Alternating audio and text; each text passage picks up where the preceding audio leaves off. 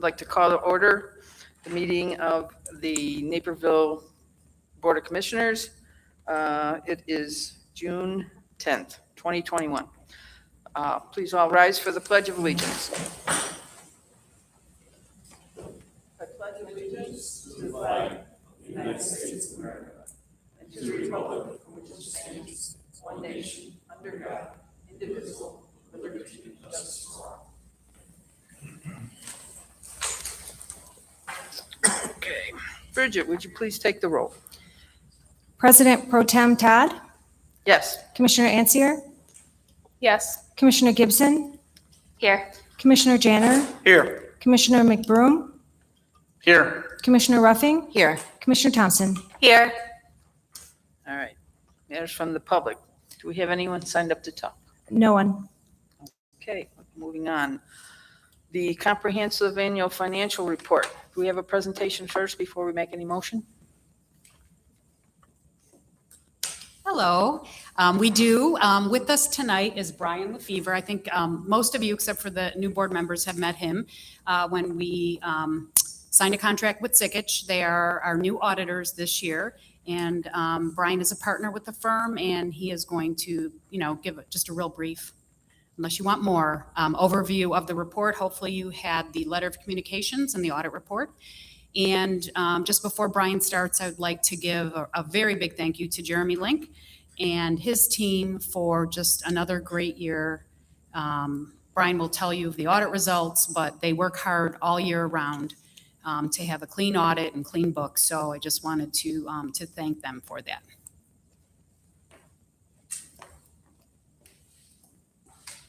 Thanks, Sue. Good evening, everyone. On behalf of Sikich, I'd like to thank the board for inviting us to present the report resulting from the audit of the district for your year ended December 31st, 2020. The comprehensive annual financial report, which you know as the audit, includes 3 sections: an introductory, a financial, and a statistical section. The financial section is what's required by Illinois compiled statutes. That would give you an annual financial report for your audit. What makes it a comprehensive annual financial report is the introductory and statistical section as well. The audit began back after we were engaged by the district. We had a planning meeting with Sue and Jeremy back in November.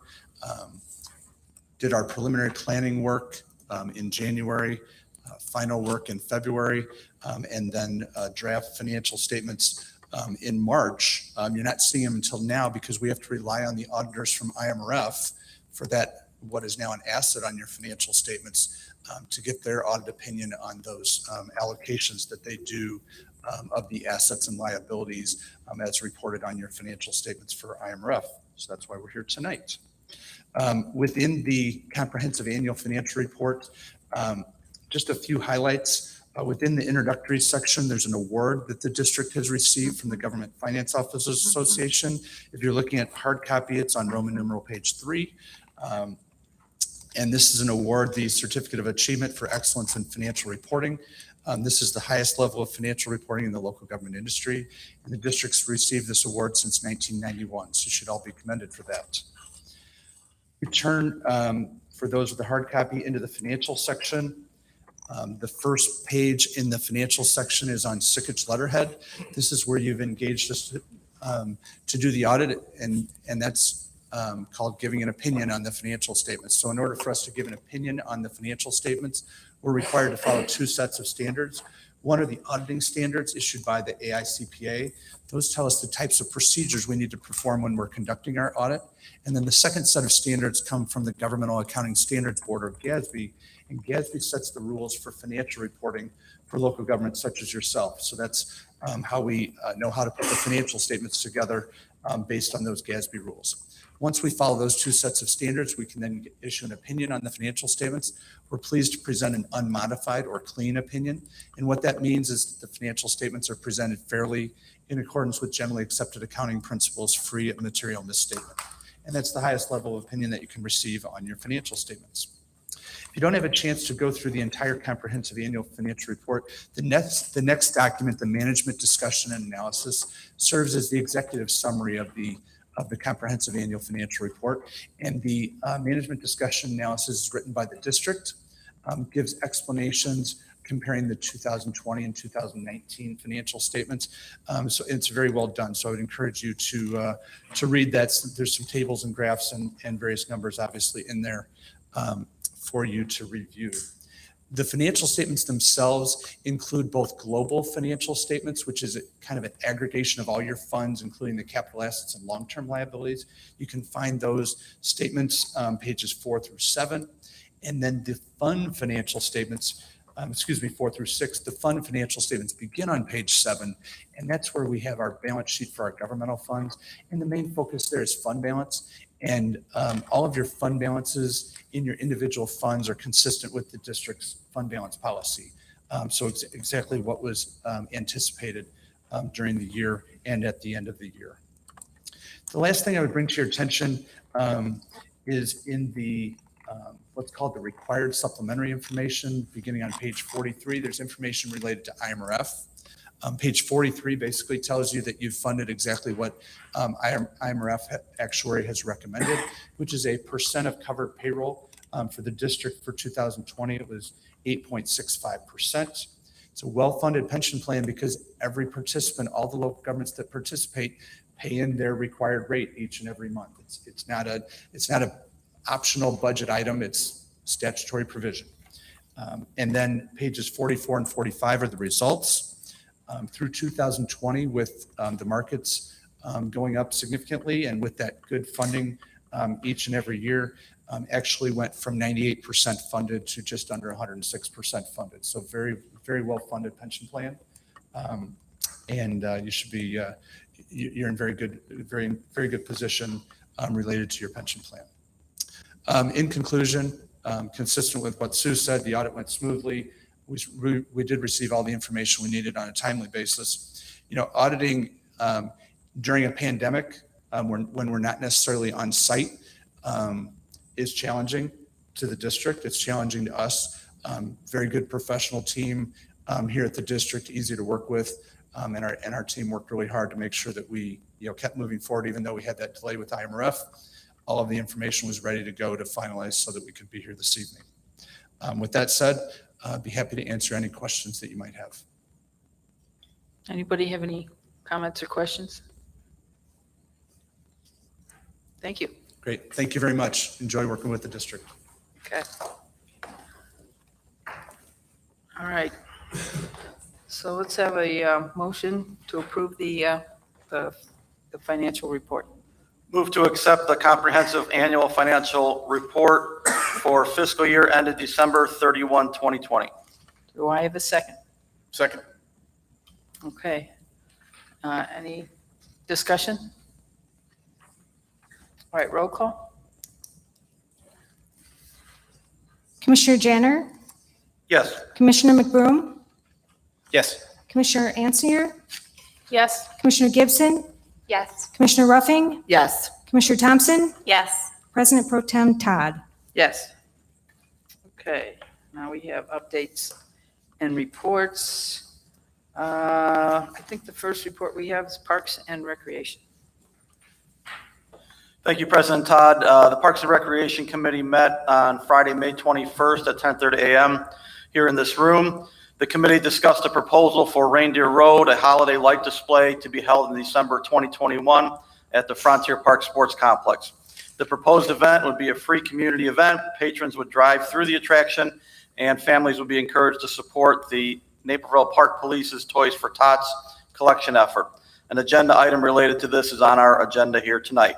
The committee also discussed a proposed agreement with Naperville Response for our veterans to host the Naperville Salute, which would utilize Rotary Hill on July 2nd through 3rd for their family-friendly Independence Day hometown celebration, and Frontier Sports Complex on July 4th for a community fireworks display. Event expenses are the responsibility of the Naperville Response for our Veterans organization, and consistent with prior fireworks celebrations, the district will contribute $8,500 for the fireworks display. An agenda item related to this is also on our agenda, obviously, here tonight. The Park District is entering an extensive planning phase next year. starting with the community interest and opinion survey, market analysis, and an update to the strategic plan and master plan. Several project overviews are planned to be relayed at the May 27th meeting, which has obviously already happened, including the Frontier Sports Complex and Kings Hill Park playground renovations and Frontier Sports Complex asphalt trail connection in preparation for approval of those contracts here at this meeting.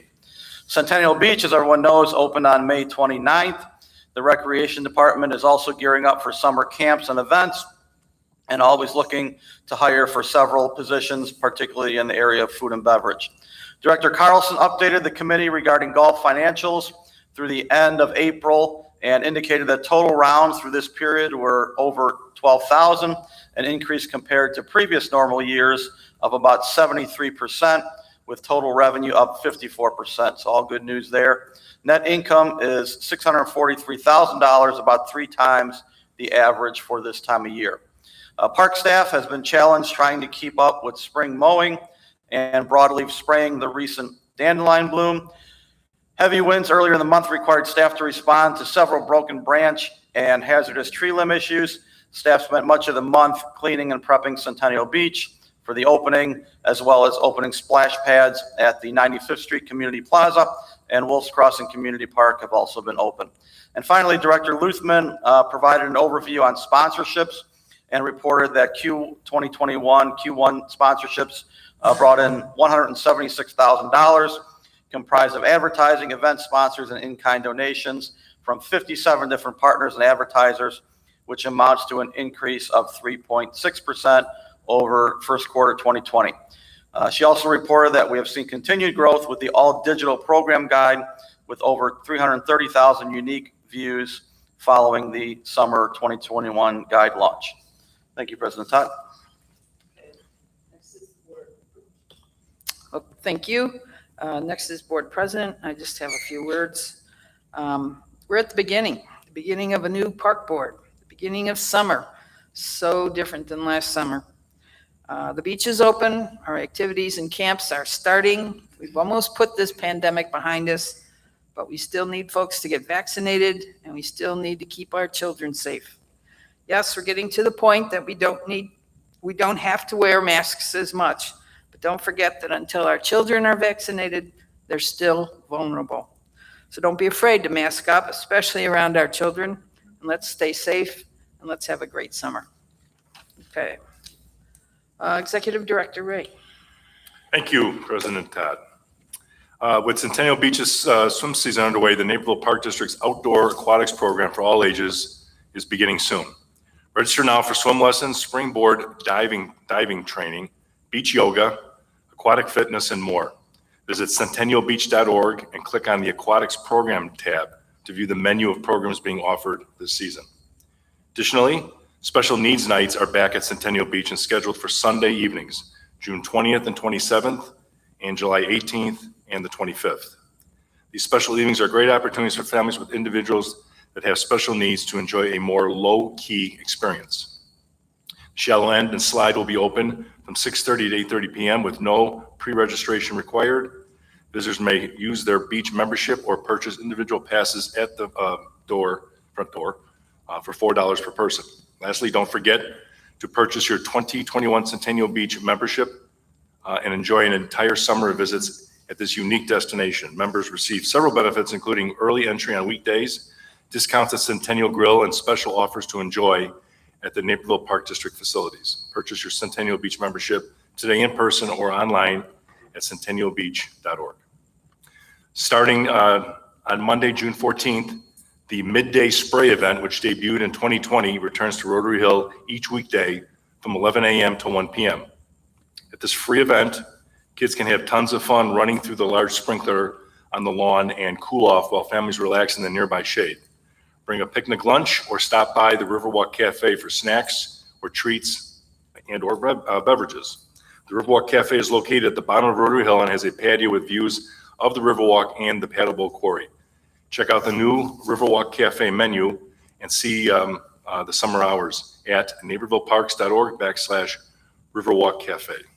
And finally, the first event in the Concerts in Your Park series is this Sunday, June 13th at Queensberry Green at 7 p.m. featuring Second Hand Soul Band. Bring the family, meet up with friends and neighbors, bring a picnic, bring a lunch to enjoy, or purchase food from one of the on-site food vendors. The very popular Children's Hour entertainment series also starting next week, Tuesday, June 15th. Children and their parents can enjoy a wide variety of free entertainment each week with rotating locations at the Riverwalk Grand Pavilion and 95th Street Community Plaza. Shows begin at 11:30 a.m. This Tuesday's performance features Wendy and DB and will be held at the Riverwalk Grand Pavilion. View the summer events schedule at napervilleparks.org. Thank you. Thank you. Next on the agenda is the treasurer's report. Move to approve the April 2021 Treasurers Report. Do I hear a second? Second. Thank you. Any discussion? Bridget, call the roll. Commissioner Janner, Yes. Commissioner Gibson, Yes. Commissioner Ansier, Yes. Commissioner McBroom, Yes. Commissioner Ruffing, Yes. Commissioner Thompson, Yes. President Todd. Yes. All right, next is the consent agenda. Bridget, would you read the items? Item 6.1, approve May 2021 disbursements in the amount of $931,194.68. 6.2, approve May 2021 FinTech disbursements in the amount of $2,878.10. 6.3, approve May 2021 customer refunds in the amount of $1,900. 6.4, approve May 27, 2021 regular meeting minutes. 6.5, approve May 27, 2021 executive session closed meeting minutes. 6.6, award the contract for the Kings Hill Park Playground renovation project to Hacienda Landscaping, Inc. in the amount of $166,297. 6.7, award the contract for the Frontier Sports Complex East Playground renovation project to Hacienda Landscaping, Inc. in the amount of $143,844. 6.8, award the contract for the Frontier Sports Complex West Asphalt Trail project to Evans & Sons Blacktop Inc. in the amount of $38,780. 6.9, award the contract for district-wide bio-based parking lot and trail seal coating to Austin Tyler Construction, Inc. in the amount of $48,948.59. 6.10, award the contract for district-wide emulsion-based parking lot and trail seal coating to Patriot Pavement Maintenance, Inc. in the amount of $52,753.83. 6.11, award the contract for the DuPage River Sports Complex Field Number 3 Backstop and Fence Improvements Project to Innovation Landscape, Inc. in the amount of $183,646.05. 6.12, approve ordinance 998, authorizing agreement for land cash contribution pursuant to City of Naperville Code Section 7-3-5, 12.7 for Heritage Park Place. 6.13, approve a partnership agreement for the planning and operation of a holiday lights display with Reindeer Road LLC. 6.14, approve the agreement for the planning and operation of Naperville Responds for Veterans, the Naperville Salute. 6.15, approve the purchase of one 2021 Ford Escape plug-in hybrid electric vehicle from Currie Motors for $30,961. And 6.16, approve ordinance 997 declaring property as surplus. Thank you. All right, are there any items to be removed from the consent agenda? President Todd, can you please remove 6.12 and 6.13? Okay. Any additional? Okay. So, move to accept. Sure. Move to accept consent agenda items 6.1 through 6.11 and 6.14 through 6.16. Do I have a second? Second. Any discussion? No. Roll call. Commissioner Janner, Yes. Commissioner Ansier, Yes. Commissioner Gibson, Yes. Commissioner McBroom, Commissioner Ruffing, Yes. Commissioner Thompson, Yes. President Todd. Yes. Now we move to approve the consent agenda. You want to make the motion? Sure. Move to approve consent agenda items 6.1 through 6.11 and 6.14 through 6.16. I need a second. Second. Voice vote. And this is a voice vote, so all in favor? Aye. Aye. Thank you. All right, now we'll move back to item 6.12. Move to approve item 6.12, Ordinance 998, authorizing agreement for land cash contribution pursuant to City of Naperville Code, Section 7-3-5, 12.7 for Heritage Park Place. Do I have a yeah. So I asked Commissioner Janner to pull this on my advice. This is, I'm going to need you to amend the motion slightly.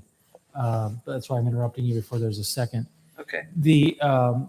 What the motion will need to be is to approve the Heritage Place Agreement subject to the final approval, technical approval, subject to the final technical approval of the Director of Planning. Heritage Place is the former Little Friends location.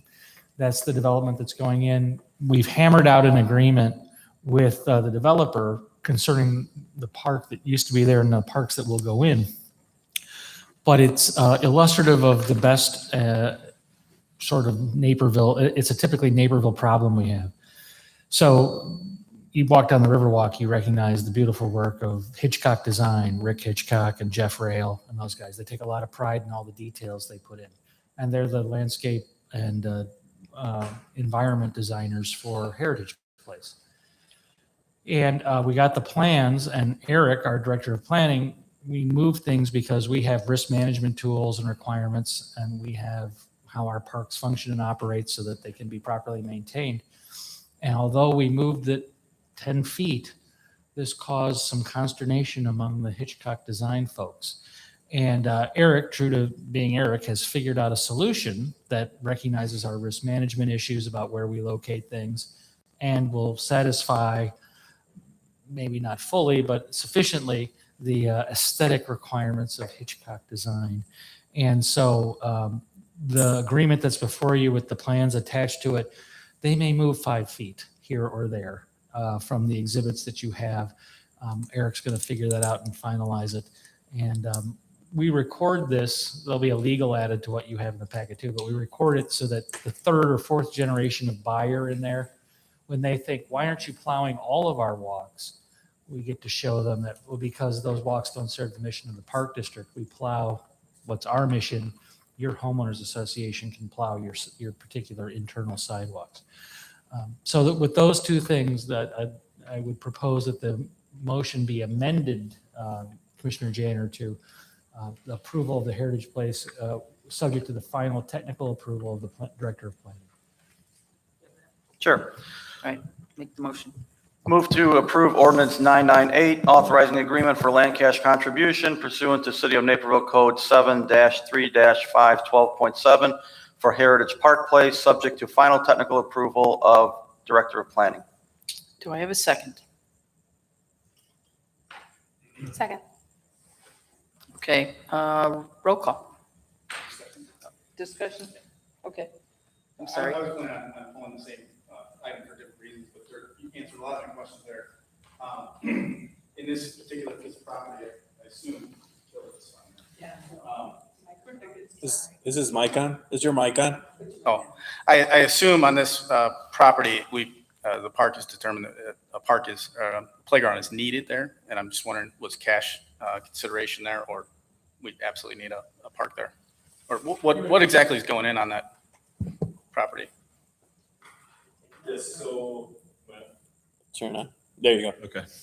So as related at the Park Board Workshop, there's two components of this. There's a main park, that's what we're talking about here, as well as a small pocket park. There was a question regarding that.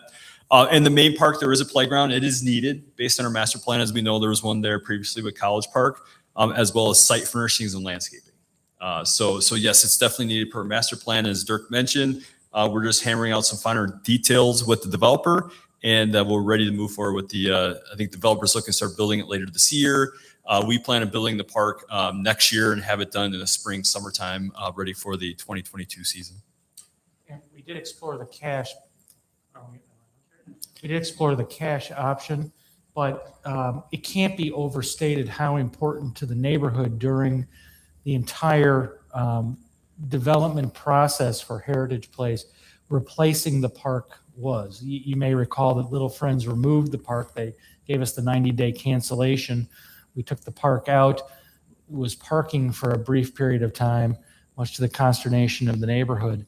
And all throughout the planning process, the Heritage Place developers made a commitment to putting a park back in to serve the neighborhood with our approval. They came to us, asked us, and we said we would take land. So that's why it's there. Great, thanks.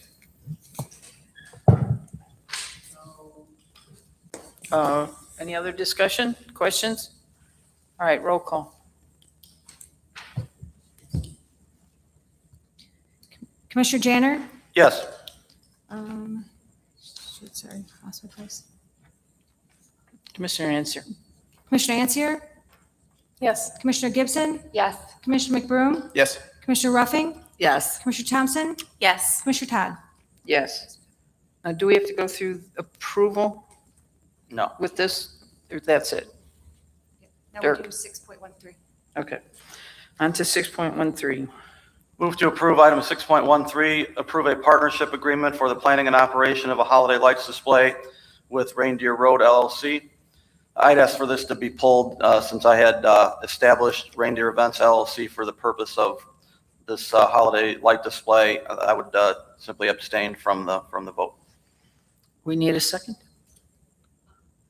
Is this a second to vote, or I have some A comments? second to approve this item. Okay, I have some comments All I'd right, like to wait. make. Okay, wait. Do I have a second? Second.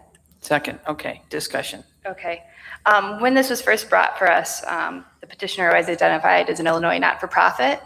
And on tonight's proposal, I've noticed that's been stricken and it's now an LLC. To me, that's not an insignificant change. I think we have a lot of instances where as a park district, we've partnered with nonprofits. For example, Naperville JC's, Naperville Response to Veterans. And I think it's a significant difference. In particular, 501c3s are subject to rules, regulations, oversight of cost, spending, and issues like that. And I think that's significant enough to give me pause. I'm worried about the precedent this sets, partnering with an LLC. I recognize that there's a benefit to the community in terms of a light show, but in my estimation, an additional light show for the community doesn't outweigh the slippery slope that partnering with an LLC and an event like this would set us up for if future LLCs or for-profit companies were coming to us trying to make this sort of agreement. So for those reasons, I'm going to vote no. Okay. Any other comments on this item? Yeah, I'm just curious from Commissioner Gibson or Dirk, what is the downside of partnering with an LLC? The partnership, I mean, Commissioner Gibbons is correct. We have typically partnered with people where it's not a for-profit undertaking. I mean, there are some rare exceptions where, we have food vendors or those kinds of things where the proceeds were dedicated to our foundation or to the foundation, those kinds of things. I'm thinking of Winterfest, where there was a particular profit motive mega, but by and large, like Ribfest, every other, the Salute, the entity is not for profit. Now, in this case, having talked to Commissioner Janner, one of the problems is the backlog at the IRS for establishing a 501c3 is over a year. We have park foundations that we've helped park districts establish to be with them as 501c3s, and we are over a year since the application materials were filed. The IRS has just not acted. And so I think that's part of the explanation for why it's switched here from a not-for-profit to an LLC is there's no way that we think the 501c3 designation would be had in hand in time for the event this December or November. But that being said, Commissioner Gibson's correct that we are now going to have an LLC as a partner entity. We are controlling it with the agreement that the funds must go and must be accounted for. So we haven't completely ignored the thing, but whether that's acceptable or not is a substitute for a 501c3 being the partner. That's why you're here.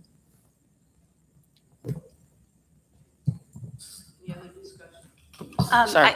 Sorry, somebody else. Go ahead.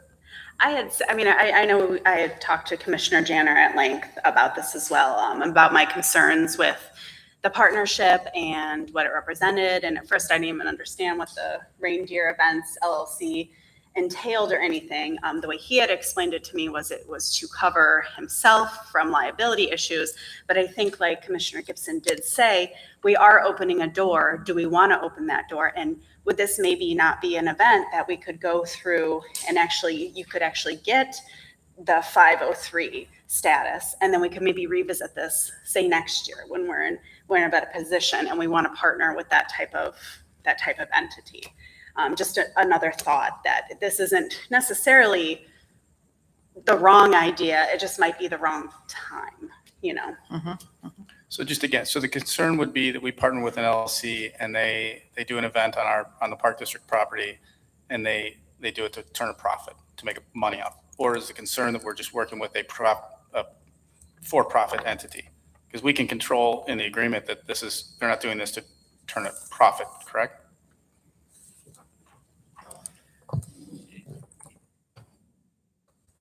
As Commissioner Gibson said, when you're a 501c3 and you have the designation, you have reporting requirements that you don't have as an LLC. That's the larger difference. If you're a 501c3, you have to report every dollar of income and every expenditure to the Attorney General who vets whether or not you've been consistent with your charitable mission. Now, I mean, the Attorney General doesn't do a really sharp pencil job on that. For example, every one of the 501c3 home and school associations that we're all familiar with, as soon as they sell hot dogs and don't collect taxes, they're violating the law. It's a breach of the law, and they don't report it that way. They're not held accountable for that. But the fact of the matter is that is a technical violation of the law because there are rules around 501c3s that there aren't around an LLC. And so by partnering with an LLC, the question becomes, whether or not that exposes us to too great a risk. We were not uncognizant of the risks. We tried to manage them in the contract. And so there are risks. We tried to manage those risks in the particular contract at issue, and that is before you.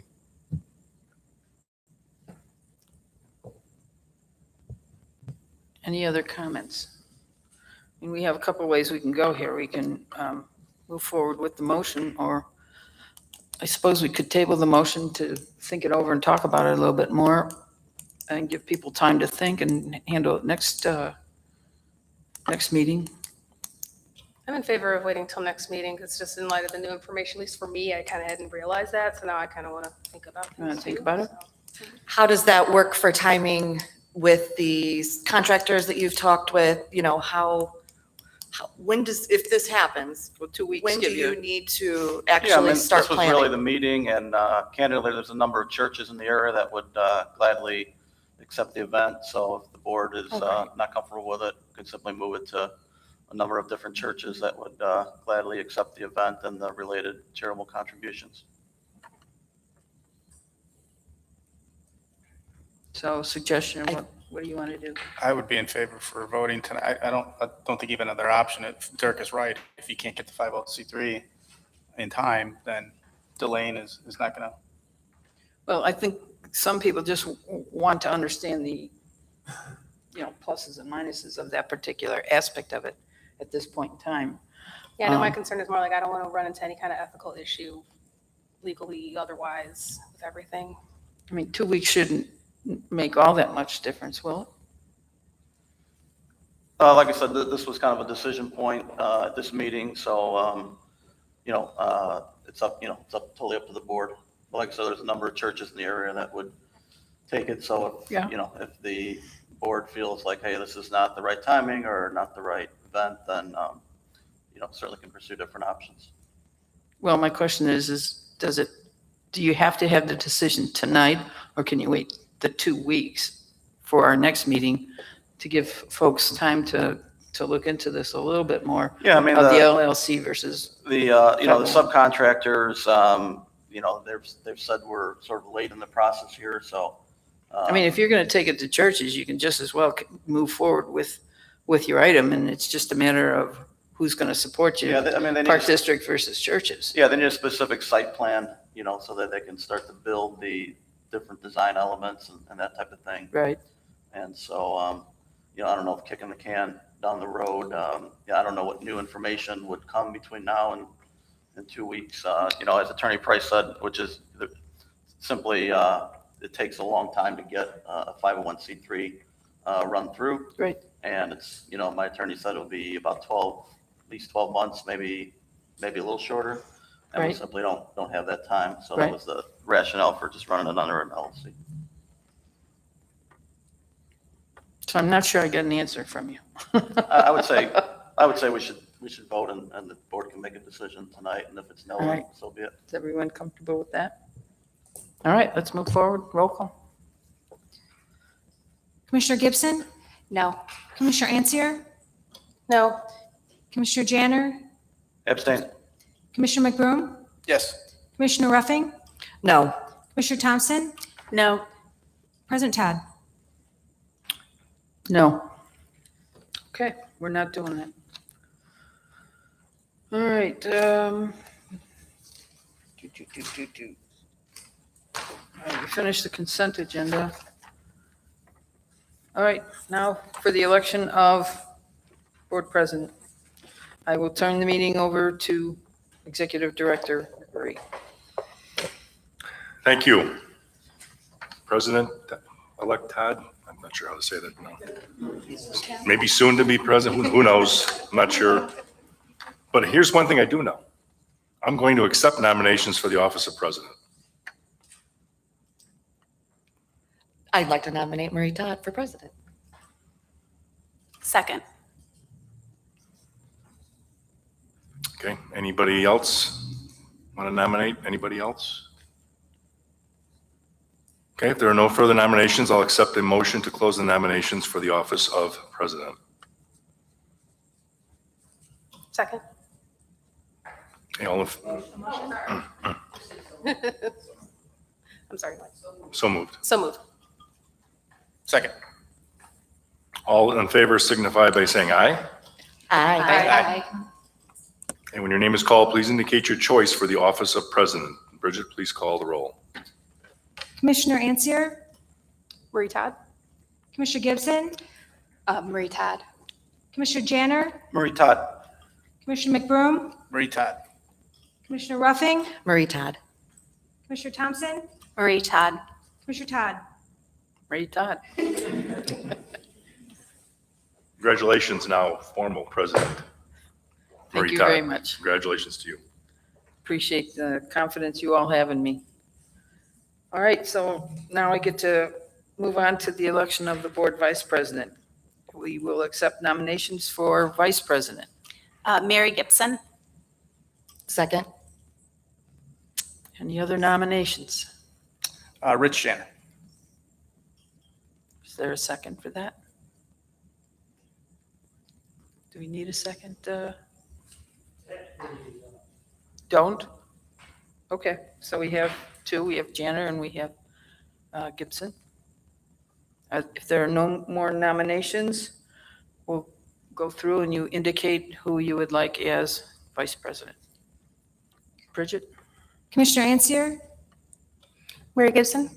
Commissioner Gibson, Can I vote for myself? Sure. Mary Gibson. Commissioner Janner, Mary Gibson. Commissioner McBroom, Rich Janner. Commissioner Ruffing, Mary Gibson. Commissioner Thompson, Mary Gibson. President Todd. Mary Gibson. Okay. Congratulations, Mary. Thank you. All right. Now you get to make the motion for the appointment of our board treasurer. I move to appoint Sue Stanish as board treasurer. And we need a second for that? Second. Is there any discussion, any other suggestions? I can't imagine. All right, roll call. Roll call, Bridget? Vice President Gibson, Yes. Commissioner Ruffing, Yes. Commissioner Ansier, Yes. Commissioner McBroom, Yes. Commissioner Thompson, Yes. President Todd. Yes. Did you get to vote? Oh, I'm sorry. Yes. Commissioner Janner. Thank you. All right. Now we go for board secretary. Move to appoint Bridget Tuff as board secretary. Need a second? Second? Any other nominations? Okay, take the roll call. Vice President Gibson, Yes. Commissioner Ansier, Yes. Commissioner Janner, Yes. Commissioner McBroom, Yes. Commissioner Ruffing, Yes. Commissioner Thompson, Yes. President Todd. Yes. So congratulations, Sue Stanish and Bridget Tuft. Shouldn't be a surprise. Okay, our next regular meeting of the Board of Commissioners is June 24th at 6:30 at Fort Hill, right here in the multipurpose room. We do have executive session tonight.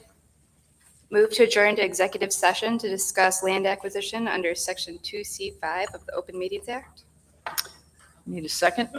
Second. Roll call? Vice President Gibson, Yes. Commissioner Thompson, Yes. Commissioner Ansier, Yes. Commissioner Janner, Yes. Commissioner McBroom, Yes. Commissioner Ruffing, Yes. President Todd. Yes. Okay.